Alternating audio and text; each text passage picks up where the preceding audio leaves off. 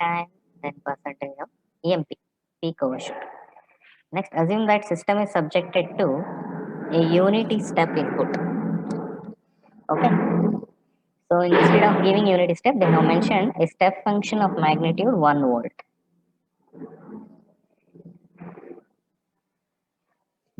Okay. So read this again. If you want, you can make a note of this, or you can refer it later also. So we'll start then. So how it goes.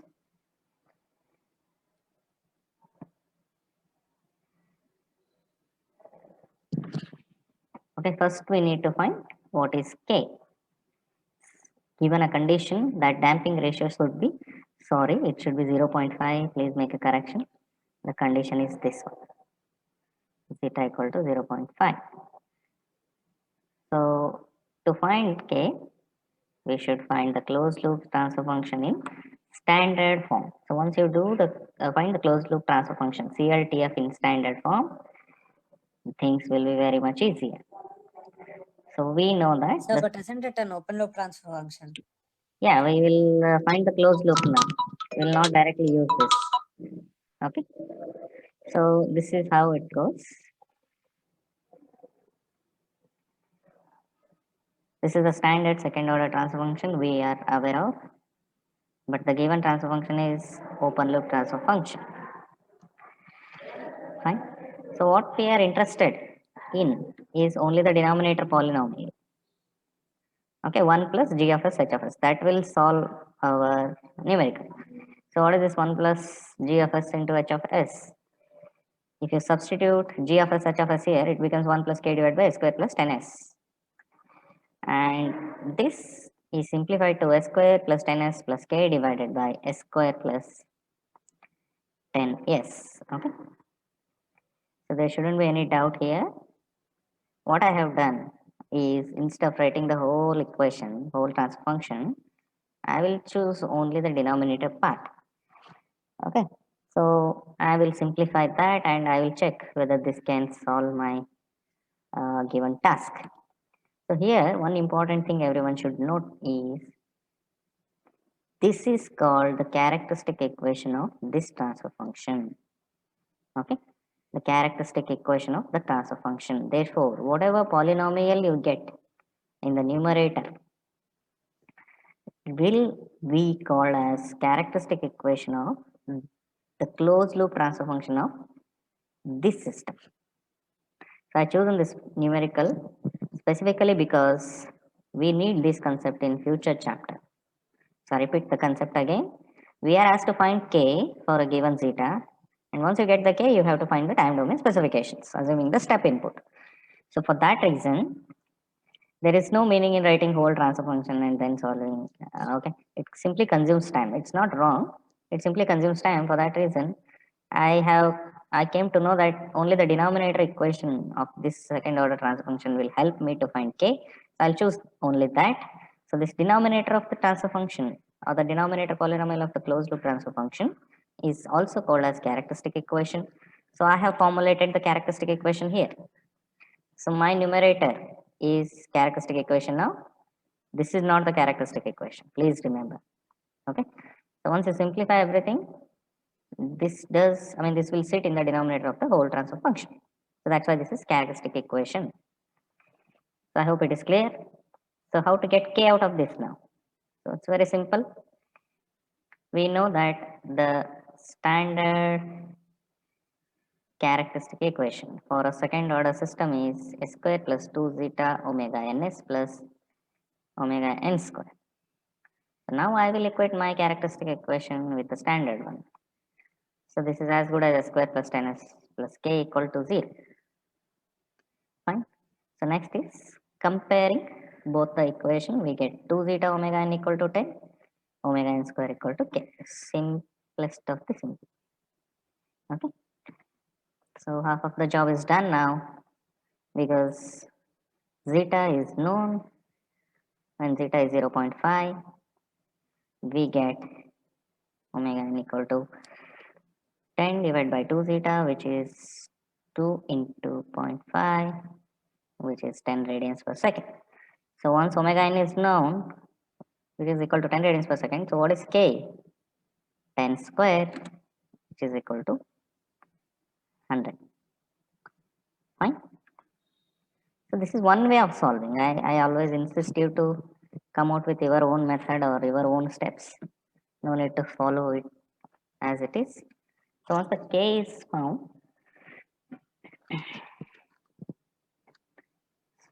we know zeta and omega n also. So now we'll proceed with the remaining part of the numerical, that is to find TR. So what is the expression for TR? Pi minus phi divided by omega n square root of 1 minus zeta square. So phi we had already defined in terms of triangle. So it was tan inverse of square root of 1 minus zeta square divided by zeta, and the denominator part as it is. So substitute everything. I want everyone to work out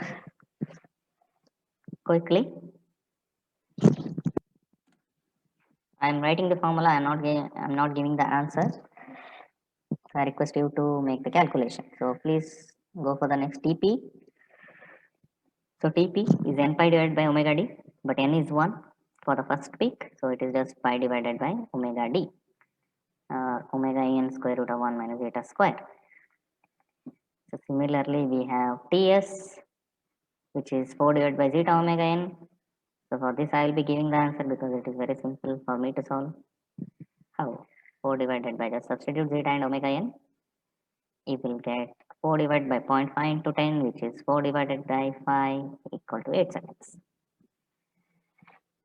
Next, percentage MP is e raised to minus pi zeta divided by 1 minus zeta square into 100. Fine. So I have given 3 blanks here, and I expect answers from you. I will hold for 2-3 minutes.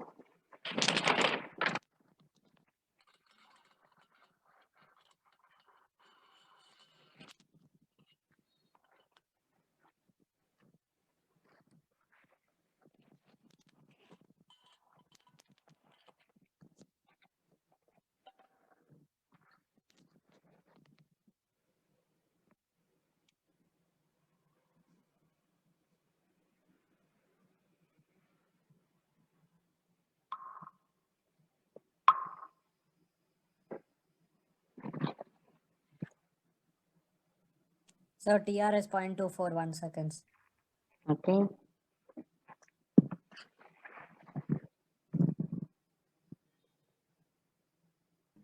Sir, TP is 0.36 second. Yes.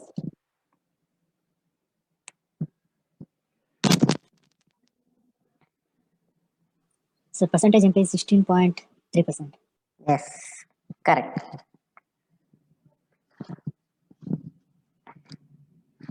So I hope others are also able to find the get the answer. Okay. So please solve yourself without fail. Don't simply copy it.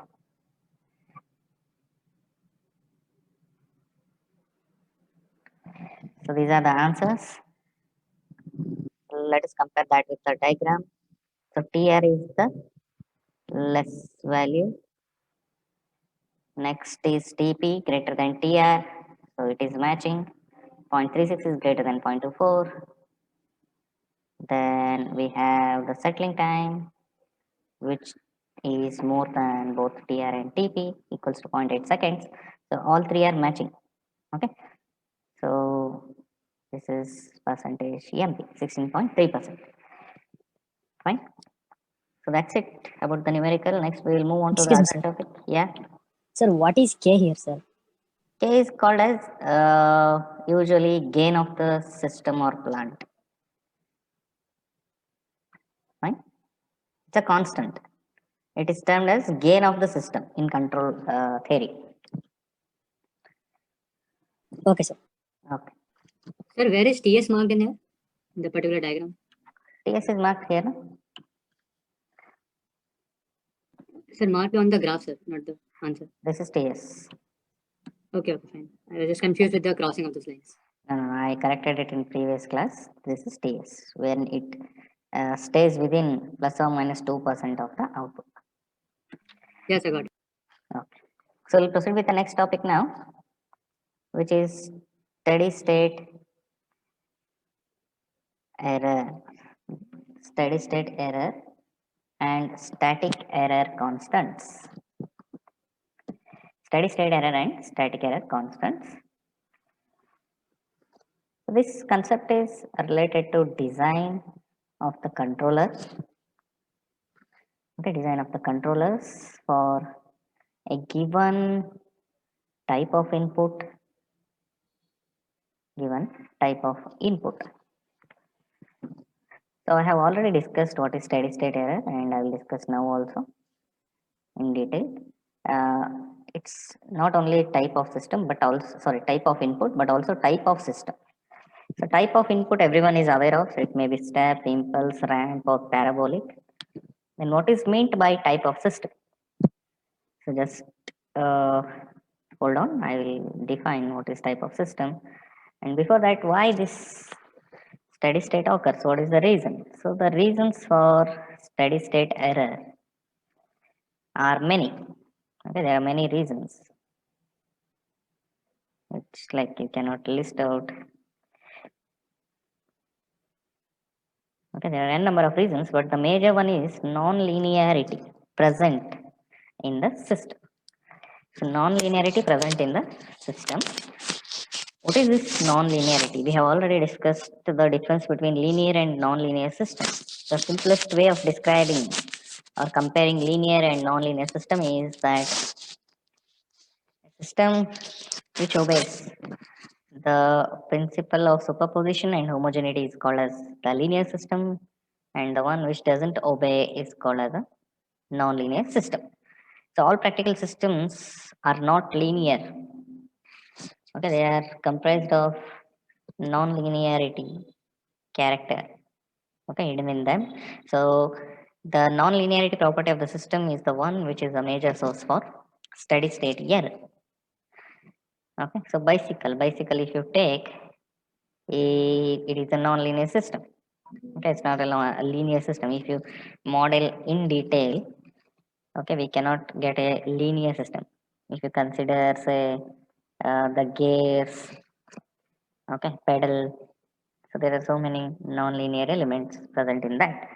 So they are the reason to cause steady state error in the system behavior.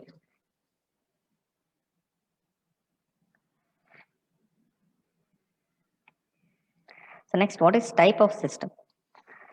The type of system has a specific definition, which is, we can say, similar to the order of system. Similar to the definition of order of system, not same as. Okay, not same as, but similar to the meaning of order of system. So how it goes? Type of system. So the definition is very simple. It is defined as the number of poles at origin of the system. It is defined as the number of poles at origin of the system. What is that? Let us see one example. Let me call a transfer function of the system or plant as g of s equal to s plus 1 divided by s into s plus 2. So there is 1 0 at -1 and 2 poles at -2 and 0. So I have already told what is pole and what is 0. So now we represent this poles and zeros in a two-dimensional plane called as S plane or a complex plane. So this is called S plane, and we will mark 0 with a small circle at -1. It is called as 0, and there are two poles. We mark them with a small cross mark, and we call them as pole. So this is a 0 magnitude point is called as origin. So these are poles, and there is 1 0 with a pink color. So this is the representation of zeros and poles in a S plane. So what we can write, there is only one pole which is at origin for this particular transfer function. Therefore, we call this as type 1 system. Type 1 system. Okay, very simple, not a complicated definition. So what was the definition of order of the system? It was the highest power of S present in the denominator polynomial. So order 1, order 2, order 3, second order, first order we did. It is with respect to polynomial, but here it is with respect to the pole at origin. So next we have another example. Just hold on.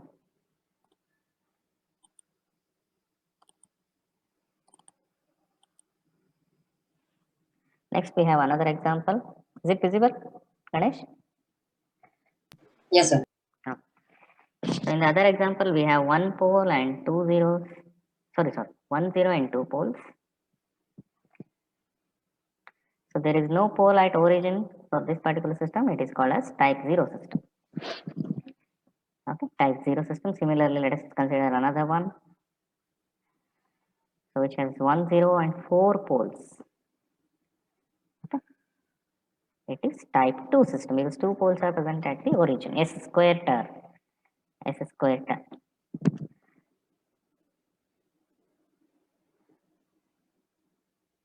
So I'll mark two poles overlapping each other at the origin.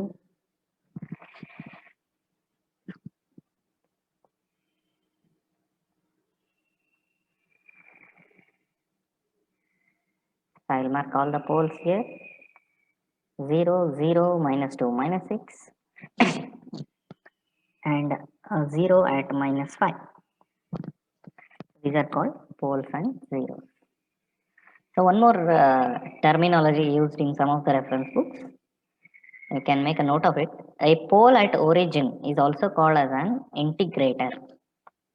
A pole at an origin is also called as an integrator because integration, the Laplace of integrator is 1 by s. So that is another reason. So now we understood what is type of system. So this is required for derivation of some of the factors in steady state error.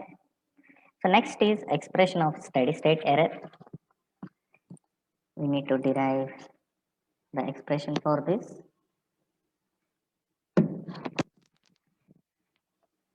So one thing is sure, steady state error occurs at steady state without any doubt. So we have already seen what is transient state and what is steady state. So the steady state error occurs at steady state without any doubt. So consider one block diagram with the unity negative feedback again. The g of s is a Planck transfer function. R of s is the Laplace of input. C of s is the Laplace of the output. So this is how it goes. Simplest block diagram. So now how do we mark the error in this diagram? Just error. So it is with this summing point. Okay. So a comparison takes place at the summing point between input and output. So we can mark the output of this summing point or comparison point as E of s, which is Laplace transform of the error. Please remember, it is Laplace transform of just the error, not steady state error. It is nothing to do with steady state error. It is just the error. Okay. So there is no other possibility of representing error. So error essentially means difference between input and output. So this is the only point where we can write the error factor E of S. But we can get the steady state error out of this E of S. Out of this E of S. How? So let us see how that can be done.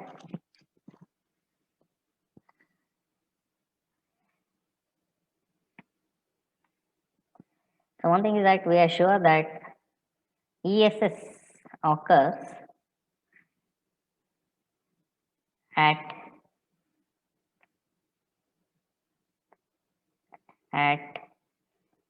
high value of time, or as time increases ESS occurs. So this is the x-axis on which time is represented. So ESS occurs as time increases because it is at the steady state. Steady state error occurs at steady state where time is increasing or time is more.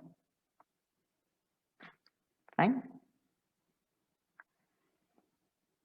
So what convention we can make use to put it in mathematics is, so the steady state error is the difference between actual output and reference input. I am referring input as reference input. Okay, actual output here, then the reference output here.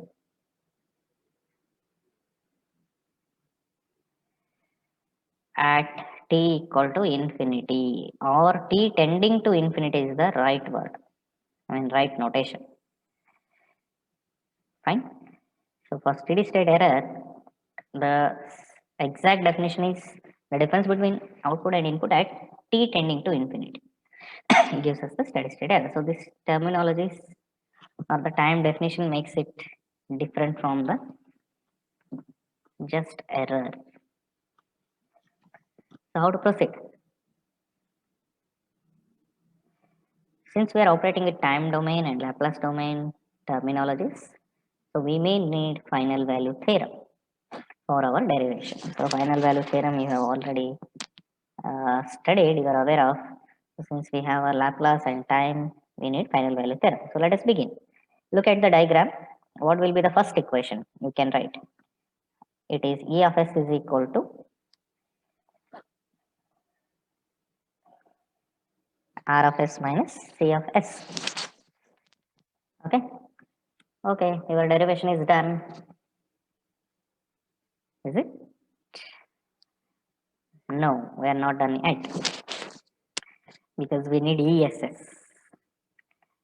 Expression for ESS. This is just E of S. Okay. So how to get ESS from E of S? Steady state error. So steady state error, ESS is obviously a particular, I mean a value. It will be a constant, right? It cannot be written in a polynomial in terms of S or in terms of T. It is just a value. If you are, say, if I ask you to run the motor at 1000 RPM and if it is running at 900 RPM, the difference is 100 RPM, which is a steady state error and it is a constant value. So the expression 1 is not actual derivation. So there are some more steps to be followed. So what is ESS now? ESS can be obtained from E of S that we are aware of. So let us proceed further.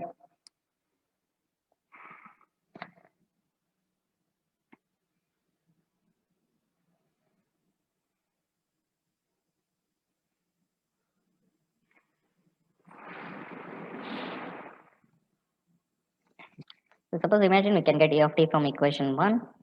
So ESS is simple. ESS is limit as time tends to infinity of E of t. Okay. Suppose we can get E of t from equation 1.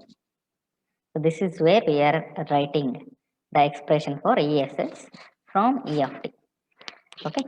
So using limit is as good as approximating, as good as say finding the value at t equal to infinity.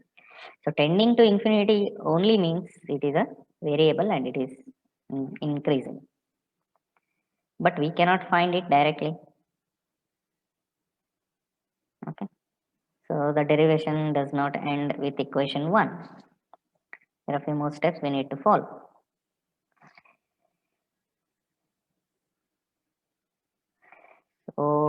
the first equation is also incomplete because ESS also depends on the system dynamics. That is G of S. Also depends on system dynamics. System dynamics too. But equation 1. Does equation 1 has a system dynamics here? Can anyone tell me?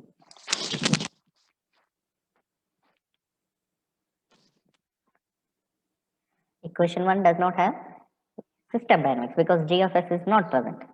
Equation 1 only has the input R of S and the output C of S. So what is the drawback of equation 1? Why we cannot accept equation 1 directly for the expression of steady state error? So here comes the unknown person, C of S.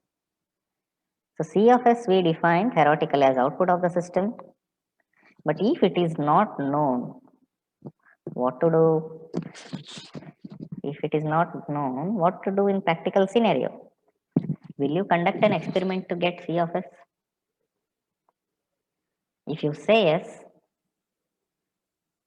it is a not correct approach. Okay, just listen to me for a moment. So here is a fact that why control system is more of theoretical stuff. If you are given with a system and you know its dynamics, and I will ask you to calculate its steady state error by subjecting it to a input. So you may choose input, a step, impulse, or ramp, anything, whatever you wish. So the input you want to apply is known to you, and the system dynamics is known to you. Okay. Then with that step input, if you excite the system, it will start like responding to the input and behave in a particular way. For example, if you take a DC motor and if you are giving say 100 volt, which corresponds to 1000 RPM, so as soon as you switch on the supply, it will start running.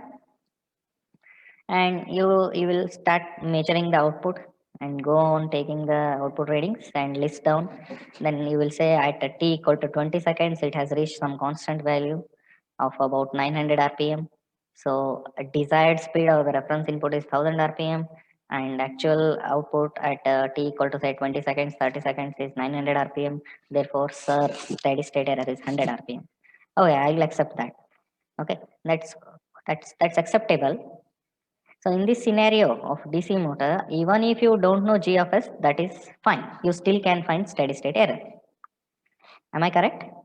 But if you encounter with some scenarios where you want to find the output at every instant of time and then you want to find the steady state error without knowing the system dynamics, you are not sure that you are not sure that the system is stable or unstable at all. Fine. So under such cases, exciting a system without knowing its dynamics will be too dangerous. If it's an unstable system, for a 5 volt or for a 10 volt, for a 100 volt, it will suddenly shoot up to say 10,000 RPM. It may shoot up to 10,000 RPM.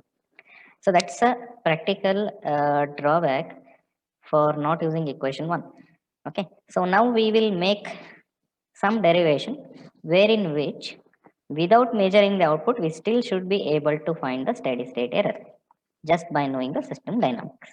So that's the reason of doing derivation. So I just explained this thing because let us not do any derivations blindly. So now I'll modify the equation 1 with few more steps.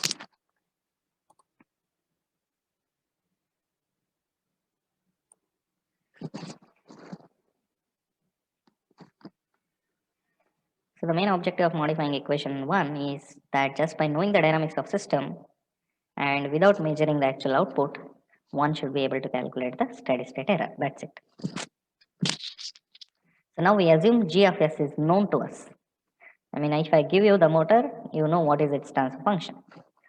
So we'll proceed with the second step. First equation was E of S equal to R of S minus E of S. Second equation is, let me write output C of S in terms of G of S and E of S.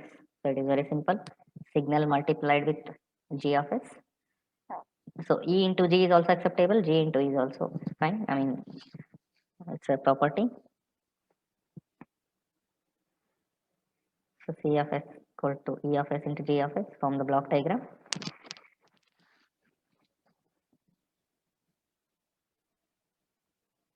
So we also know that the closed loop transfer function is given by C of S by R of S equal to G of S divided by 1 plus G of S into H of S, but H of S is unity.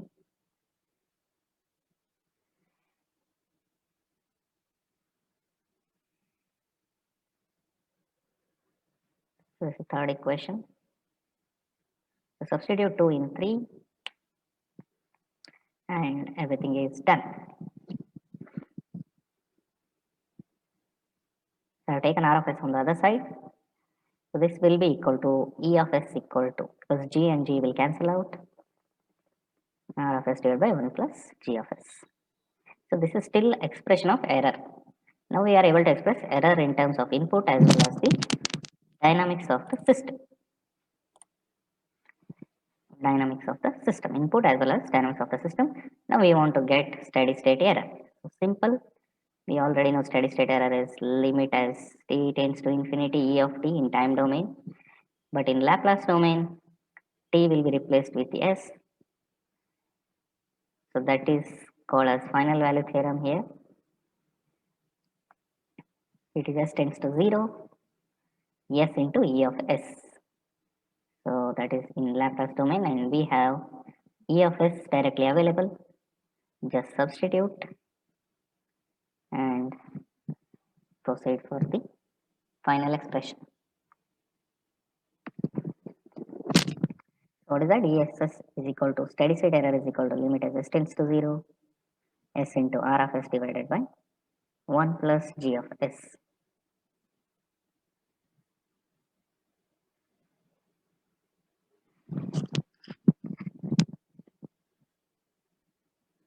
So substitution of S equal to 0 makes that whatever value you get will be definitely a constant value. Any doubts, clarification in this derivation?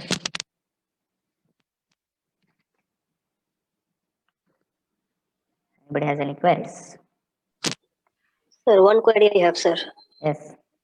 Sir, that in can you go to top one Yes. second line. Sir, that you have written that ES equal to RS minus CS. Yes. Okay. So that is that you are writing because of forward path you are writing. Yes. And that CS equal to ES into GS, it's because of cascade connection you're writing that one. Yes. Yes. Exactly. Okay. ES is signal, GS is transfer function. Okay. So Yeah. Fine. Okay. Anybody else has any queries?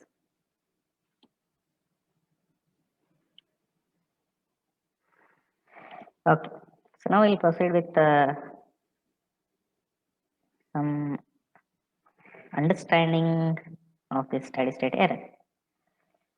So G of S is system transfer function, or it is called as plant transfer function. Then R of S is input, which can be anything. It can be either a step, it can be either a ramp, or it can be either a parabolic. Something we call now as corollary. So these are some small derivations just to understand about the steady state error with different inputs on different types of system. Okay, different inputs in the sense how we denote steady state error with step input and type 0, type 1, type 2 system. Then how we denote steady state error for ramp input or type 0, type 1, type 2. So like that. So first we'll start when input is step input. When input is a step input, what is ESS? A simple derivation, we make use of the main formula of E of S. So for step input, R of S is 1 by S. So substitute 1 by S here directly. What do we get? We get limit S tends to 0, 1 divided by 1 plus G of S. So G of S, the plant transfer function, is not known to us, And it can be anything. It can be first order, it can be second order, it can be type 0, it can be type 1. Okay. But limit tending to s tending to 0 makes some sense, because we can now shift the limit to g of s, because 1 and 1 are constant. So this we call now as with some terminology called kp. This is replaced with kp, where kp is limit as s tends to 0 g of s, and it is called as positional static error constant. Static error constant. Right? So this is how it goes. When you apply a step input, your steady state error expression is this one, and in that we have one constant because of g of s, that is called as positional static error constant. So when I say a designer that positional static error is between, or it is this value, the designer immediately looks or calculates the permissible ESS, and designer also understand it is with respect to step input only. Okay, so I repeat this concept. I said the static error constants or steady state error are related for design purpose. I mean, mainly used in designing the controllers. So as a customer, when I say him, I have this plant transfer function g of s, and my kp is this much. So please design a controller taking care of these constants into consideration. So the immediately designer will think that the customer has given positional static error constant this much. So my permissible ESS is this much. So that's how I have to modify the controller. So that's what information he will get. Okay. So I hope it is clear. And last quick small derivations. So once you can find the positional error constant, what is the positional static error constant for different type of system? Different type of system, so simple derivation. So what is the value of Kp for type 0 system? So type 0 system is the system where there is no pole at the origin. So G of S will not have any poles at the origin. Then what is the value of Kp? So let us look into that. Let me write one sample example. So let me write as it is, then limit as s tends to 0. Let me write the numerator polynomial with zeros as s plus 1, s plus 2, s plus 3, dot dot dot, say 10 zeros and 10 poles, but no pole at origin. Okay, so this is one random system where we have poles and zeros, but no pole is at origin. So what will be the value of Kp for that?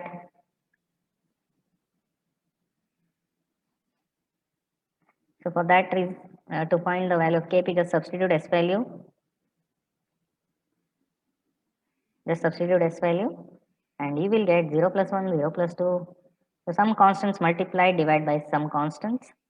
The constant by constant is again a constant. So for type 0 system, the positional static error constant is a constant. Next, for type 1, let us see where there is one pole at origin. Any guesses in the answer? So I'll assume the same transfer function, but one additional pole at origin because it is type 1. So what is the value of this? Any guesses? So it is again 0 plus 1, 0 plus 2, dot dot, 0 into 0 plus 11, 10, 11. So it is divided by 0. It is infinite. And what about type 2? Type 2, instead of one pole, there will be two poles now. So even with the two poles, you will end up with Kp equal to infinity. Fine. So only for type 0 system, Kp is constant, and more than type 0, any system with type 1, type 2, type 3, Kp is infinity. So if Kp is infinity, what will be our ESS? Look at the ESS equation. If Kp is infinity for type 2 system, your steady state error is 0 because 1 divided by infinity. And for type 1 also, Kp is infinity, therefore steady state error is 0. Similarly, For type 0 system, Kp is constant, therefore ESS is constant. And that's how you have to make a understanding of it. So today, okay, it's already time. Yeah, we'll see you in the next class. Thank you.